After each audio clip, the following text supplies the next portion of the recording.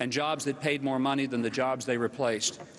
It's easy to be in Congress and pass a bill that maybe will change some mandates to the states, but those of us who had to govern at the state level were forced with something that members of Congress didn't have to do. They actually had to make it work. Thank you very much. Carl, you have the next round. Mayor Giuliani.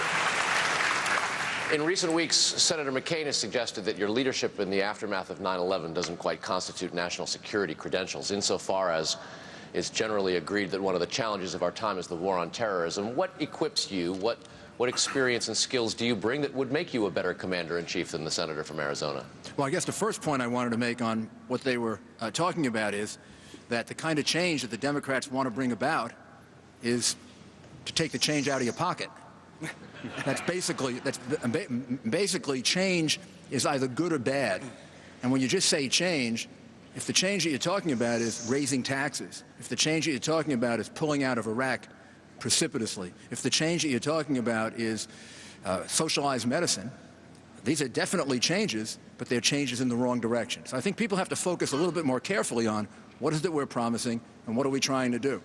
Now, if the change is in the direction of lower taxes, less spending, giving parents choice over education, energy independence, these are things that are going to make a brighter future and a better America. But just the word change doesn't connote good or bad. You've got to get one step beyond that and start looking at the changes. Now, on my foreign policy experience, which is what you asked me about, I've had foreign policy experience going back to 1970s when I served on a committee in the Ford administration on terrorism. I negotiated agreements with governments over illegal immigration. I negotiated agreements with governments over prisoners.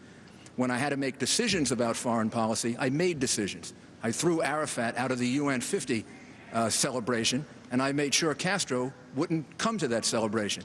And when I was confronted by an Arab prince who wanted to give us $10 million for the Twin Towers Fund, I said, no, we're not going to take it, because he wanted us to question American foreign policy, in particular our relationship with Israel.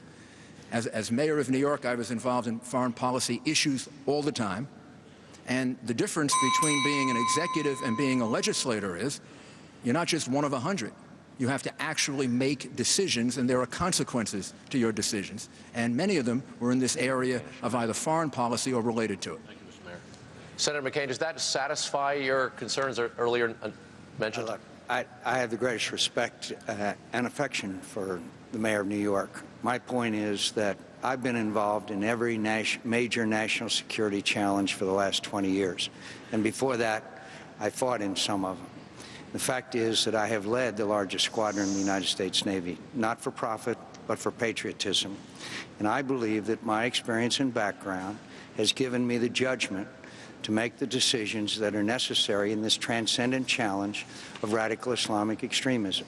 I have great respect for everyone on the stage. It's a tough business we're in, and I appreciate them. I just believe that I'm more qualified. Governor Huckabee, to change the subject a little bit and focus a moment on electability. Back in 1998, you were one of about 100 people who affirmed in a full-page ad in the New York Times the Southern Baptist Convention's declaration that, quote, a wife is to submit herself graciously to the servant leadership of her husband. Women voters in both parties harshly criticized that. Is that position politically viable in the general election of 2008, sir? You know, it's interesting. Everybody says religion is off limits, except we always can ask me the religious questions. So let me try to do my best to answer it. And since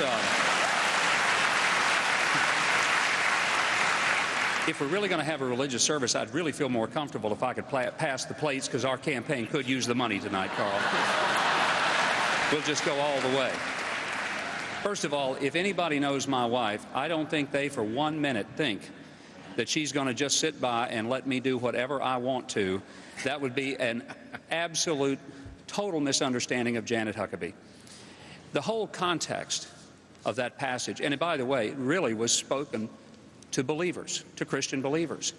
I'm not the least bit ashamed of my faith or the doctrines of it. I don't try to impose that as a governor, and I wouldn't impose it as a president.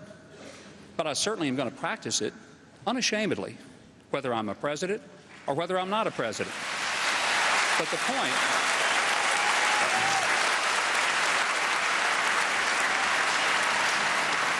point, and it comes from a passage of Scripture in the New Testament book of Ephesians is that as wives submit themselves to the husbands also submit themselves.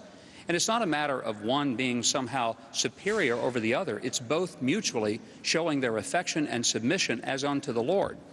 So with all due respect, it has nothing to do with presidency.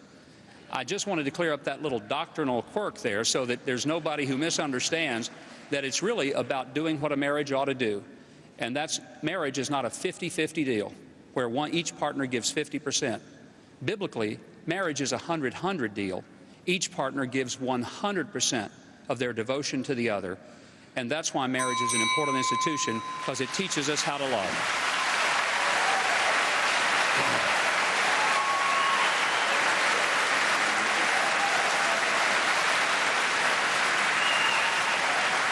Congressman Paul, yet another question about electability.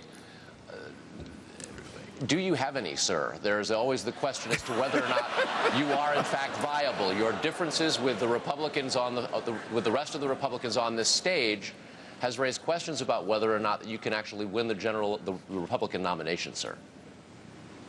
Well, we've only had 2 little primaries so far, so it's pretty premature to decide which one is going to be the candidate.